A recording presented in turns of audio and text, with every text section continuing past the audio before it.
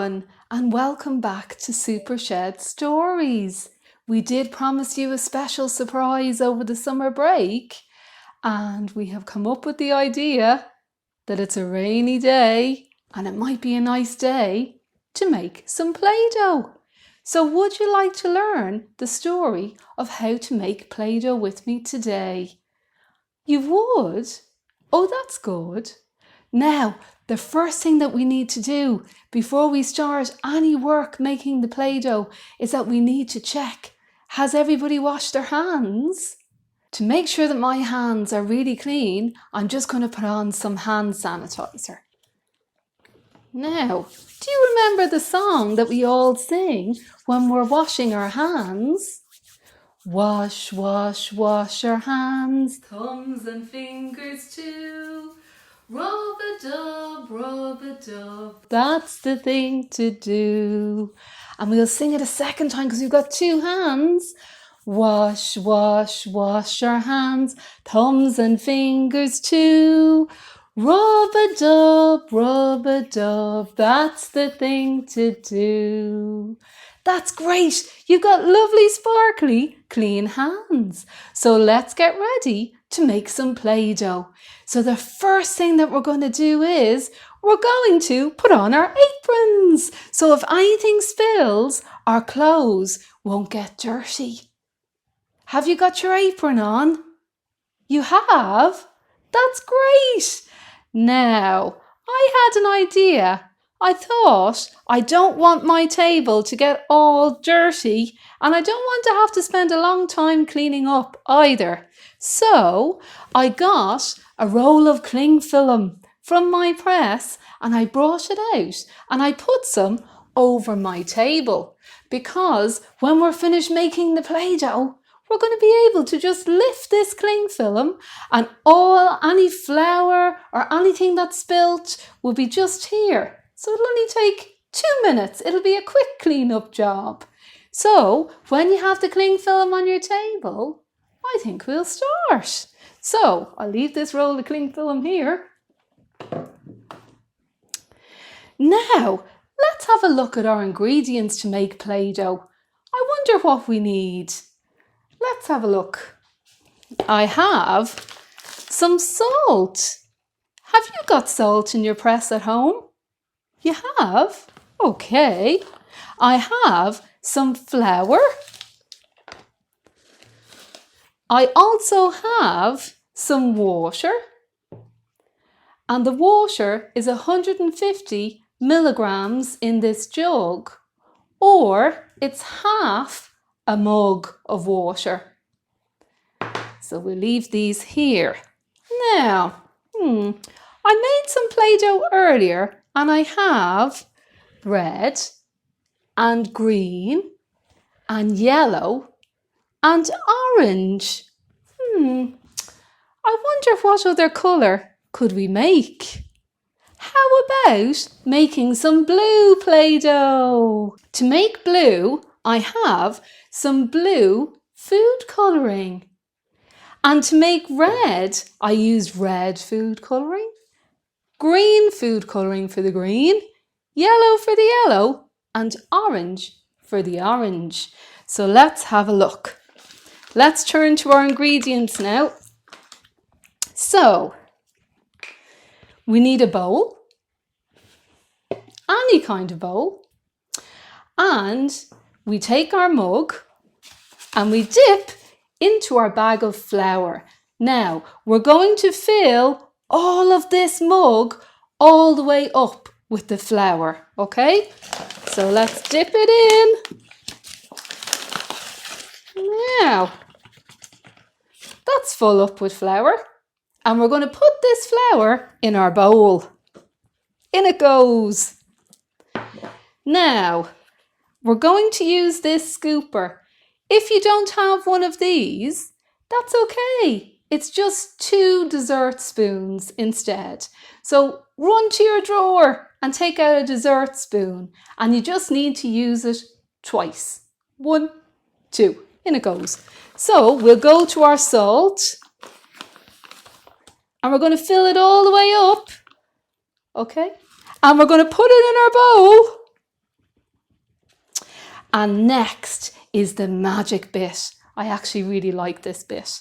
This is the food colouring bit. I bought this one in Aldi and it's the blue one. So we're going to open it up.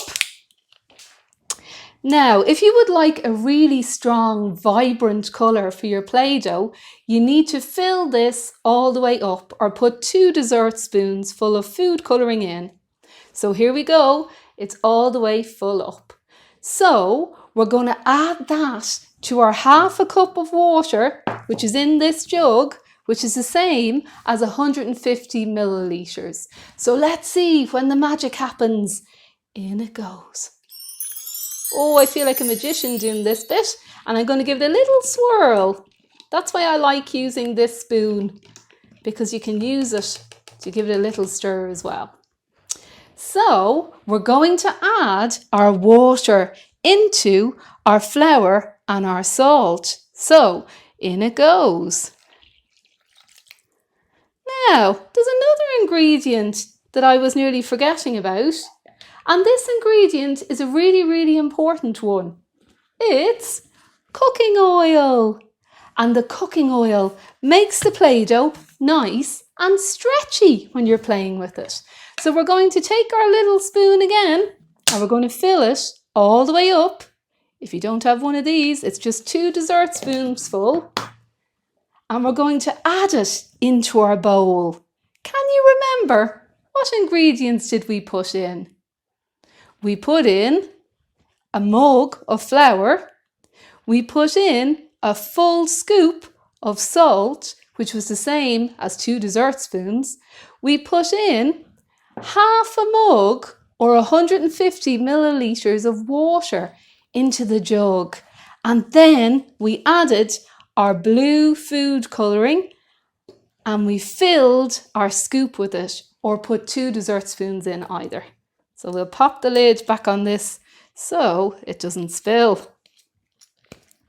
And the next thing that we're going to do is we're going to give it a swirl, because we are the magicians that can make Play-Doh. And let's see what happens when we give it a swirl. All our ingredients in here. Oh, wow. It's turning into a lovely blue colour. Lovely and vibrant. Give it a good mix. And the oil, the cooking oil in here is going to make it nice and stretchy when you go to play with it. This blue colour reminds me of the sea and going to the seaside. Have you been to the beach? Let's hope we get some good weather. Be able to go to the seaside. So, this is our blue all stirred up. Now,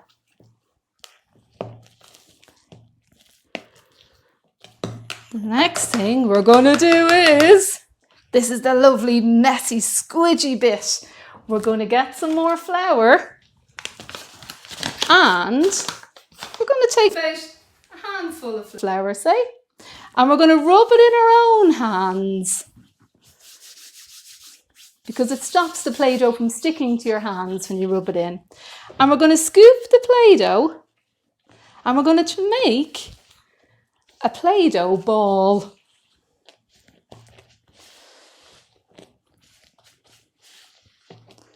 Oh, it's looking really nice. We'll grab another scoop of flour here in my hand. Now, and the more you play with this, the nicer the consistency will be. Now, let's see. Get some more flour. If you find that the Play-Doh is sticking to your hands, just rub it in like this and the Play-Doh all just falls off.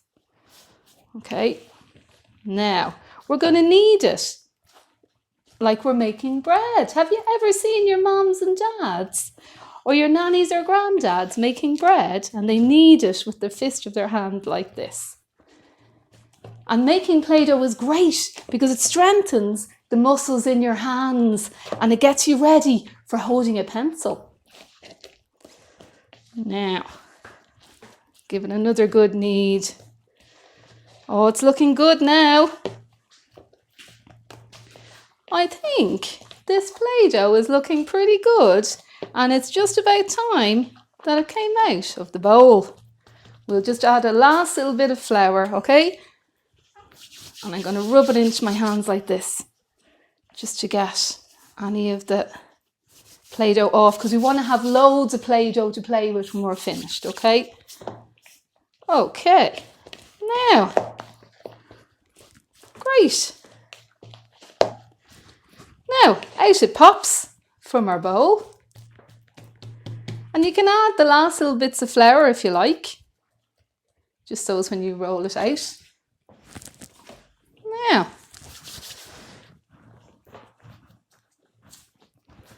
we'll add just a little bit here. Now, I have a roller, but if you don't have a roller at home, you can always use a kitchen towel holder. These are great. You should save all of these at home, and you can use it to roll your Play-Doh.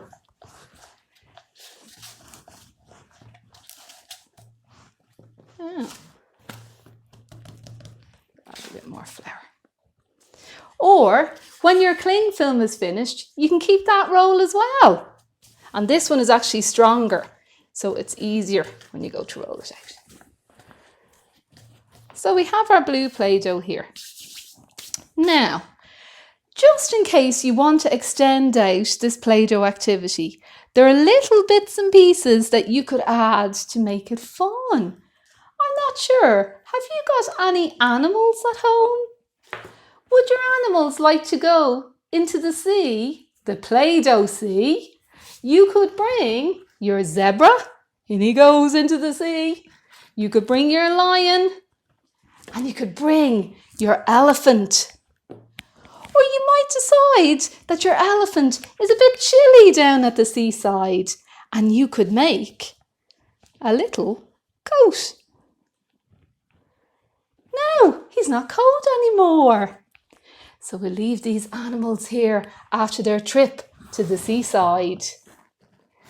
You might have some cutters at home, or your mommy might have some cutters that she uses for pastry. And you could make your own gingerbread man. So we'll press him down. Can't catch me. We're not going to be able to catch him today. Out he pops. Now, there's your gingerbread man. So you could use some shapes, or you might decide that you want to go to McDonald's and you could make some chips from your Play-Doh. Something else that we could make out of the Play-Doh is some shapes. The great thing about Play-Doh is that it's lovely and stretchy and bendy. So if you get some objects like a ball or a cardboard box, you can shape your Play-Doh around it, like this. Round it goes.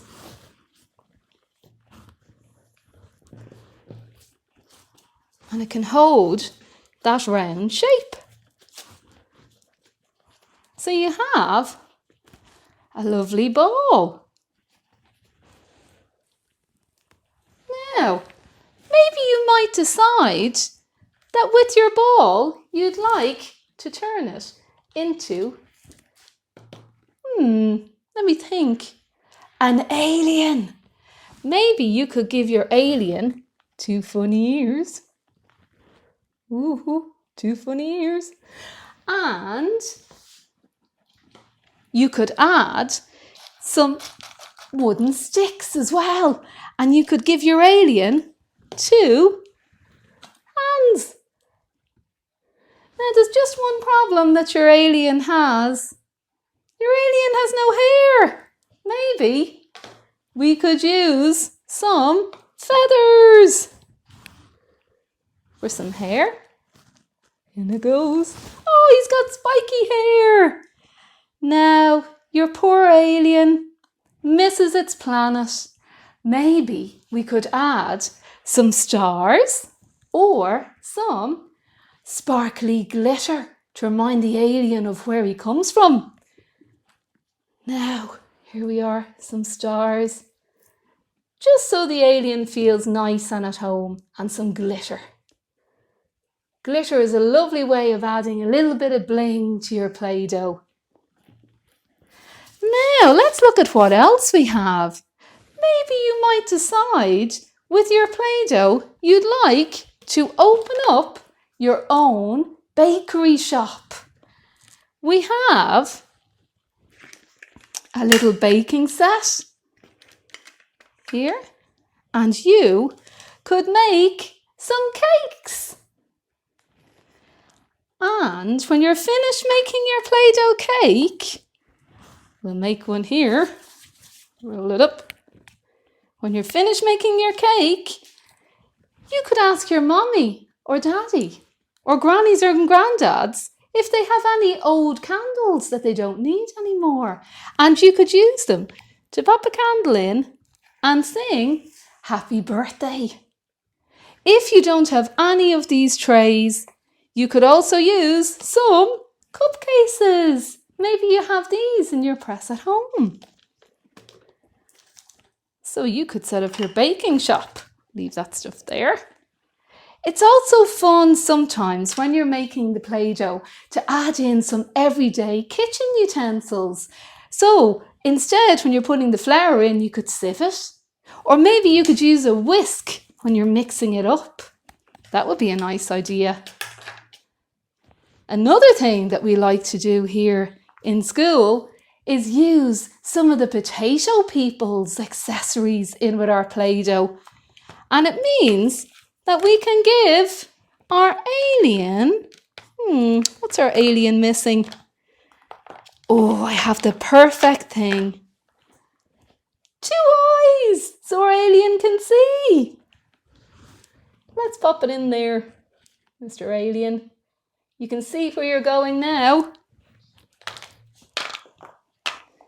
So these shapes are from the Potato People set, so you can add them in. If you have any art accessories like googly eyes, they can be a great hit as well for making people, so you could put them in. Something else that I like to do when I'm making Play-Doh is that I often like to smell it. So after you add your orange food colouring to make your Play-Doh orange, you could also add in some orange essence. And it smells exactly the same as an orange from your fruit bowl. So it smells really, really nice. And you could add in maybe some lemon juice into your yellow Play-Doh. And don't forget about the glitter. We have some glitter for our green Play-Doh.